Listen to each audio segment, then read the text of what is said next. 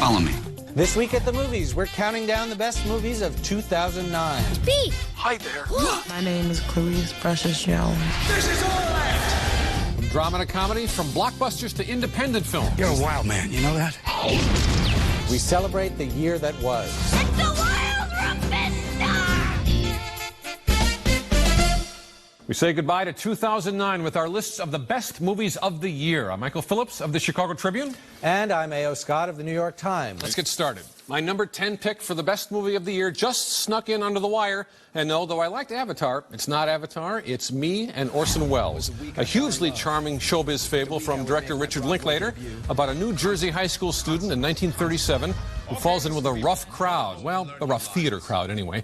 Headed up by the Mercury Players firebrand Orson Welles, the boy wonder from Kenosha, Wisconsin. The whole show is in shambles. He is an arrogant... I am Orson Welles, and every single one of you stands here as an adjunct to my vision. You don't like the way I work here? There's the door. My number 9, most comedies make you wonder what happened to fast talk and faster pacing. Not this one. In the Loop, maybe one of the most foul-mouthed satires in years, but this romp through London and Washington politics is also exhilarating. We don't need any more facts. In the land of truth, my friend, the man with one fact is the king. It's based on a British TV series, but no prior knowledge of the characters is required, just a taste for high-grade, bruising political satire. What does that mean? Well, I think it just means. Actually, I don't know. My number 8, a sports film that throws a remarkable curveball story-wise. It's called Sugar. It's about a 19-year-old baseball player from the Dominican Republic who heads to America to prove himself in the Major League farm system. We got 75 pitchers for less than 50 positions come April. You do the math. Welcome to America, son. Todos los peloteros aquí son buenos. I can't imagine any baseball fan or any moviegoer, for that matter, who won't respond on some level to what happens to this kid in Anna Boden and Ryan Fleck's beautiful little picture. Tony, what'd you think? That's a very good choice. I really like Sugar. One of the reasons I like it is because it takes a story that should be a more familiar story. I mean, there are, you know, hundreds, even thousands of these kids coming up from the Dominican Republic to try to crack into the big leagues. And it's such a rich narrative, and the movie just has such a kind of a sense of place and a sense of character. It's a great lovely. immigrant story, truly. I mean, Yes, it's a wonderful immigration story. It really is. And that's something that it has in common with my number 10 pick, which is Goodbye Solo. It's the story of an unlikely friendship between a cab driver from Senegal and one of his clients, a grumpy, secretive old man named William. This is the third feature from director Ramin Barani, and it confirms that he's one of the most insightful and interesting filmmakers working today. Yo, William, do you know about car? Can you give me a hand here? I rode motorcycles. Open road, women, bikers bar. You have tattoo, right? Oh, my God. That's what I'm talking about, man. Original player. Now, Goodbye Solo is a modest, low-budget work of realism, which makes it pretty much the complete opposite of my number 9 pick, which is Avatar, James Cameron's wildly imaginative, 3D sci-fi, eco-pacifist combat western.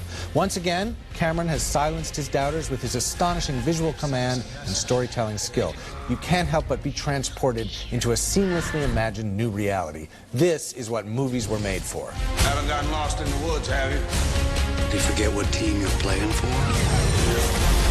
Strong prey on the weak. Nobody does a thing. You got 1 hour. Movies were also made to make us laugh, of course, which my number 8 movie, Judd Apatow's Funny People, certainly does, thanks to Seth Rogen, Adam Sandler, and the usual crew of Apatow jokesters. You're causing a scene. You're making crazy faces now, Ira. Open your eyes. Stop crying.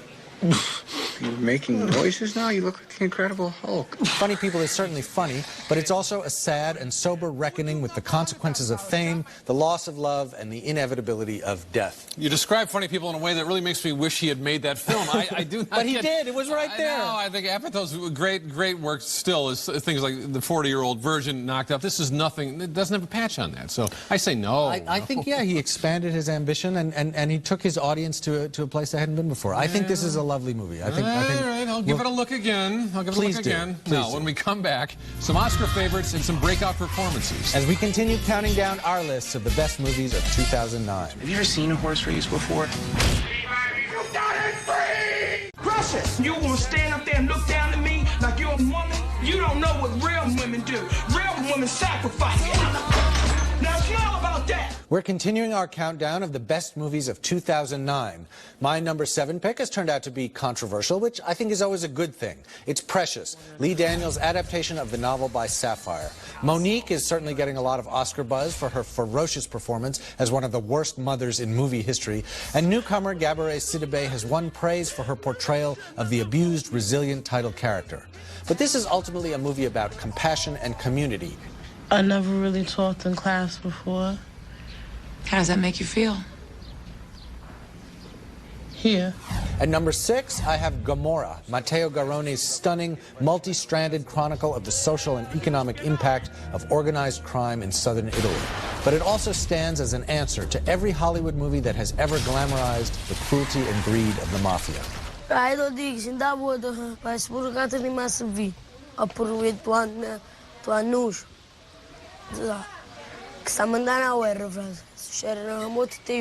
And at number 5 is my pick for the year's best love story, Jane Campion's Bright Star, which you might think of as Twilight for the literary set. Ben Whishaw coughs and sighs up a storm as the English poet John Keats, but this movie really belongs to Abby Cornish as Fanny Braun, the independent-minded woman who falls for him. All I wear, I've sewn and designed myself. Interim out. Poet's got to do a bit of writing. My stitching has more merit and admirers than your 2 scribblings put together, and I can make money from it. I've rarely seen a period drama that felt so bracingly modern, or a movie that made words seem every bit as sexy as actions. My number 7 pick is director Tom Ford's A Single Man.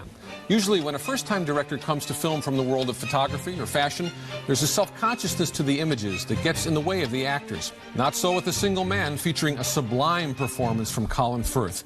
He plays a literature professor getting over the death of his lover in 1960s L.A., and while Firth has always been good, he is heartbreakingly good here. Looking in the mirror, staring back at me, isn't so much a face as the expression of a predicament. Just get through the damn day.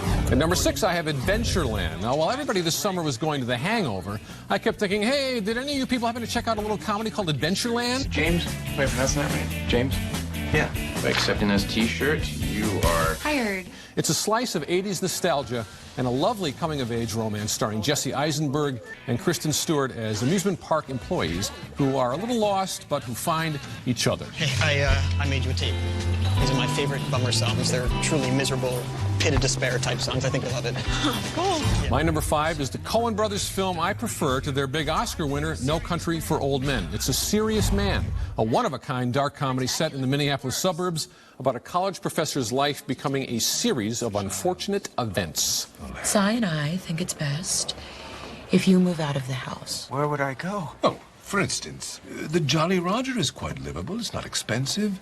The rooms are eminently habitable. This would allow you to visit the kids. Not for all tastes, but this marvel of mid-60s Judaica is really a bookend to the other great Coen brothers Minnesota fable, Fargo. Good film. Of these 3, I would say A Serious Man is my favorite, and one that just barely missed it. But I mean, this movie is so, as Coen brothers movies tend to be, so kind of strange and elliptical, and ends up, you know, you wonder what it all amounts to. But it's also, in an odd way, a very personal, almost autobiographical movie, so that I felt like I understood Joel and Ethan Coen a little better after seeing this movie than I had before. A little more, yeah, and The Craft has always been good with their work, but yes, this one's wonderful. This one's a lot of fun, very strange. When we come back, from big screen idols to great foreign films. It's the best movies of 2009.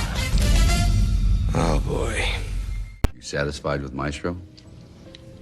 Yeah, I am. A little stingy with their miles. I like Hertz. Hertz doesn't guarantee navigation.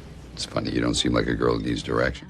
We're counting down the best movies of 2009. Back in the 1930s and 40s, Hollywood comedies had a way of addressing hard times with a light touch. My number 4 movie of the year, Jason Reitman's Up in the Air, recaptures some of that spirit for our own anxious era.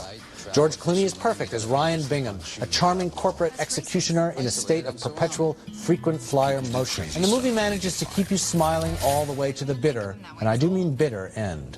You know that moment when you look into somebody's eyes and you can feel them staring into your soul and the whole world goes quiet? Yes.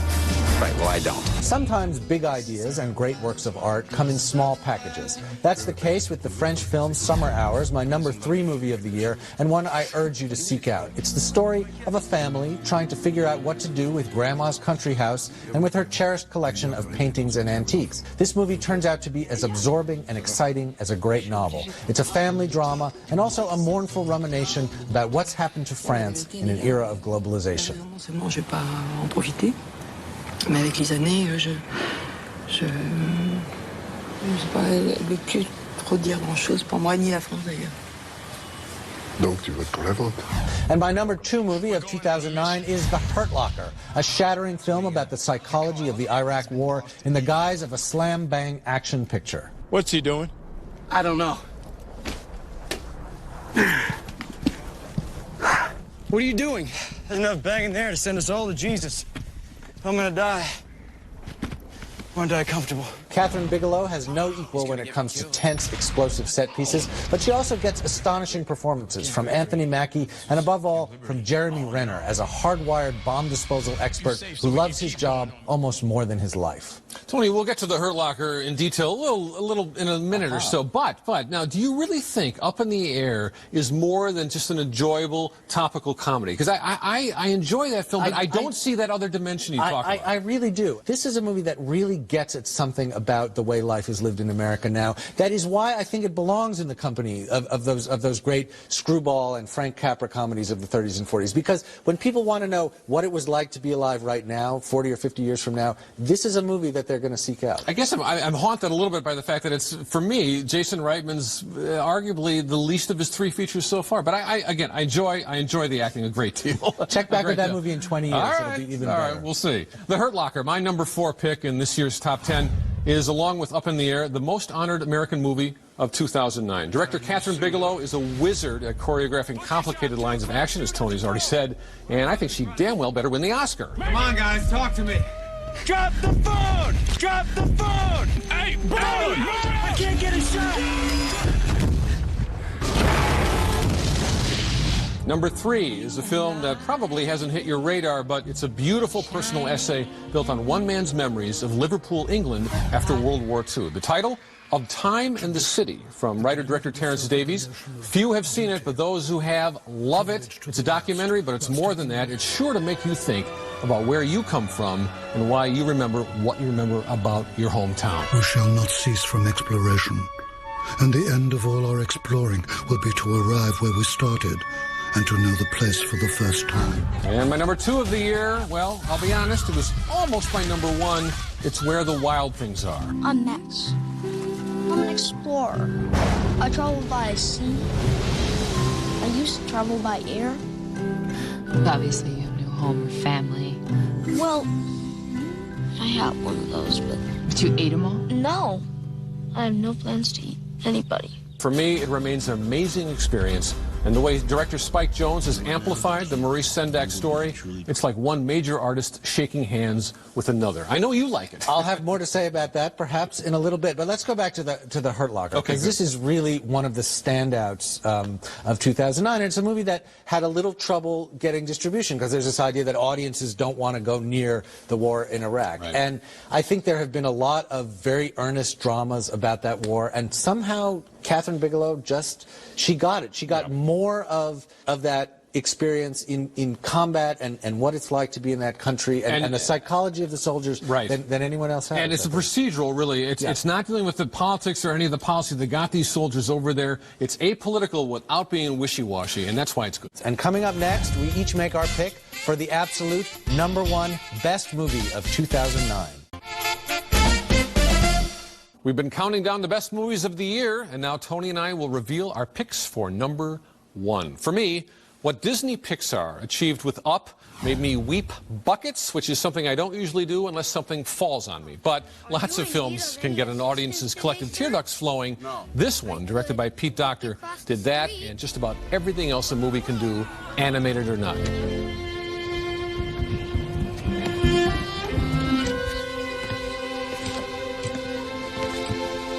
We're on our way, Ellie.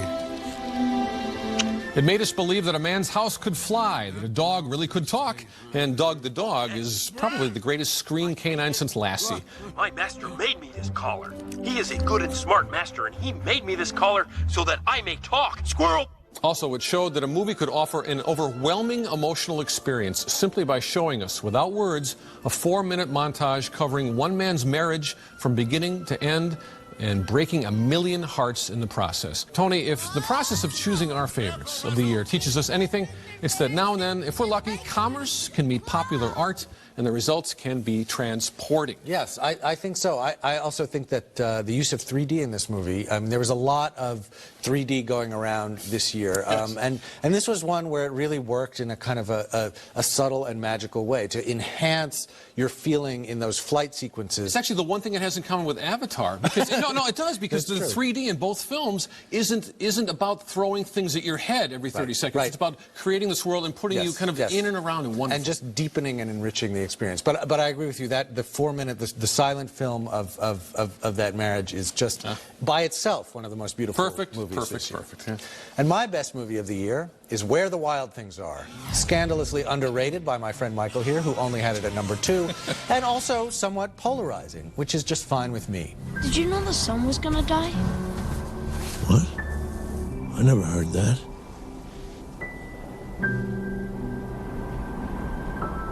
Oh, come on. That can't happen. I mean, you're the king. Look at me. I'm big. How could guys like us worry about a tiny little thing like the sun? Spike Jonze and Dave Eggers turned Maurice Sendak's picture book into one of the saddest, strangest, truest children's movies ever made. By which I mean both a movie for kids and a movie about kids. More than that, this movie is really about how there's nothing wilder than being human. I adore this film.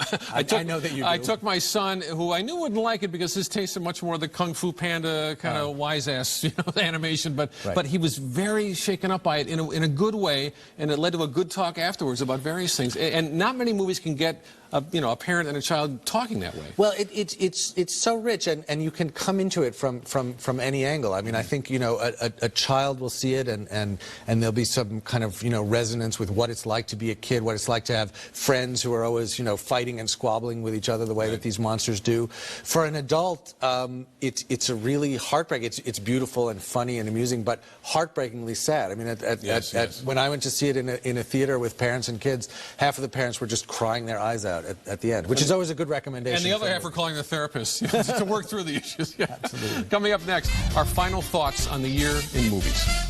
Closed captioning for At the Movies is sponsored by...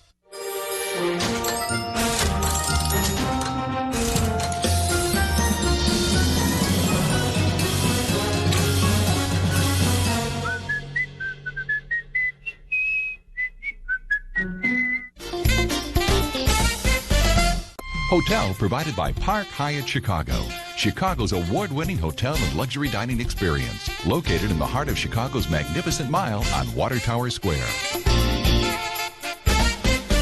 Okay, folks, we've listed our favorite films of the year. Now let's talk about the year in general. Tony, it occurs to me that my number 1 is Up. Yours is Where the Wild Things Are. Is it just because we're parents that we gravitated toward these pictures? That we love kids' movies? Well, but not all. No, not all. But it's certainly true that some kids' movies, and again, there are some terrible ones out there that we've had other occasions to talk about, but some of them, like the Pixar movies, like Spike Jonze's Where the Wild Things Are, really are so imaginative and ambitious and rich and find a way of connecting with the whole audience. It's not about the money, although both these films are not small budgeted films. I mean, they're very, they spent between 75 and 150 million apiece. And but the fact that they have such personality and life and real heart in them, it gives me hope for the big budget picture. Absolutely. And also, we should say, there are a lot of small budget pictures and certainly under-publicized movies out there that we're also talking about. We talked about Goodbye Solo. Sugar. We talked about Sugar. There are a lot like those, and I think one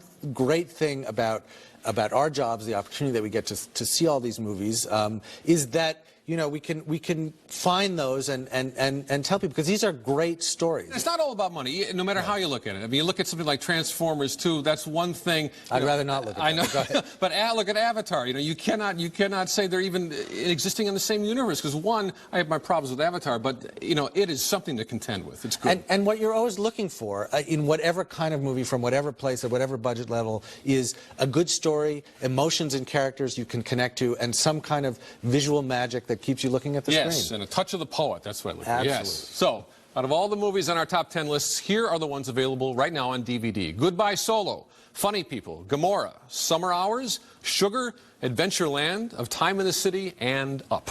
Go to atthemoviestv.com and click on Web Exclusives, where you hear us talk about the movies that almost made our lists. And we'll leave you with a recap of our lists of the best movies of the year. Next week, we turn to the dark side and tell you the worst films of 2009. And until then, we'll be at the movies.